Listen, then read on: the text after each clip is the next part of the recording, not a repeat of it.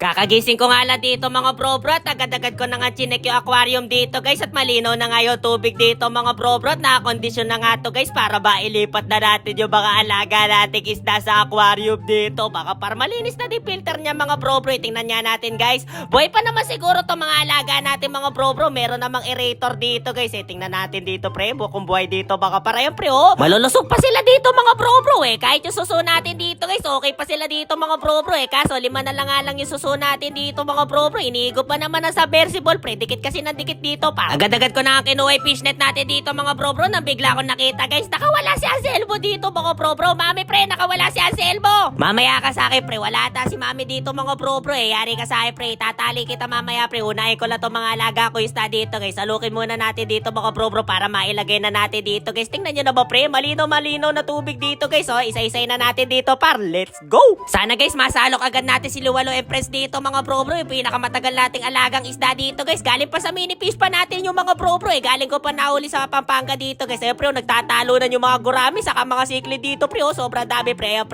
Malaya na kayo dito mga bro-bro. Ayan pre. Ay may sumama lumot. Ano yun?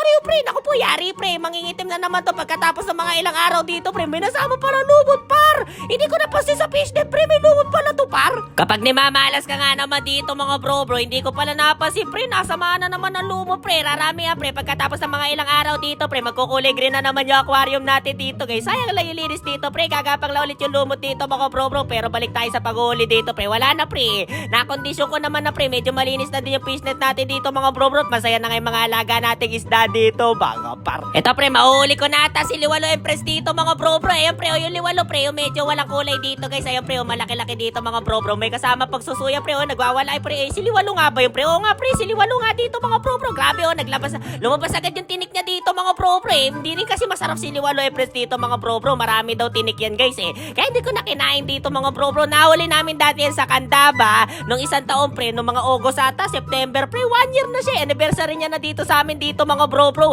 Nung tinuyo kasi fish ba pre, nakita namin siya dito pre. Sakto pre, meron kami aquarium dito mga bro-bro Kaya nilagay na namin siya dito pre. Napalapit na din sa amin yung mga bro-bro Dati pre, nung wala pa kasi may aquarium pre, tapos natuyo yan pre. Isang buwan din ata siyang nasa drum bago siya malagay sa aquarium pre. Sa pagkakaalala ko pre, itong gurami na to pre, maigop palagay ko maigop na submersible to pre. Parang hindi lumalaki isang gurami na to pare. So yun na mga par, nailagay ko na nga lahat ng isda dito mga bro-bro. At itong isang suso na lang yung kailangan natin ilagay dito. Baka para yan pre. Palagay ko isa pa to mahigop na submersible pre. Another victim na naman pre. Maliit lang mga bro-bro Mga yung mga malalaki pre, malalakas katawan yan pre. Huwag kayo hindi dikit sa submersible pre. Talaga matutuluyan kayo par. Wait lang pre. Parang gusto ko tumingin doon sa mini fish pa natin dito mga bro-bro Tapos naman natin lagay yung mga isda natin dito guys. Wait lang pre. Update ko kayo doon sa mini fish pa natin dito mga bro-bro Kung gusto nyo makita baka nilagay natin tilapia dito mga par. Natali na pala ni mami dito si Anselmo dito mga bro-bro Pasensya na guys ako mapupunta kayo sa lugar namin dito mga bro-bro. Talaga malakas na talaga yung katawan ni Anselmo dito mga bro-bro. At kung saan nakakawala guys, yan ang pinakamatawang naming aso dito mga bro-bro Medyo kinakabanding ako pagka nakakawala yan pre. Baka agad dito mga pareha pre. Pinapakain ko na kayo mga alaga ko tilapia dito mga bro-bro.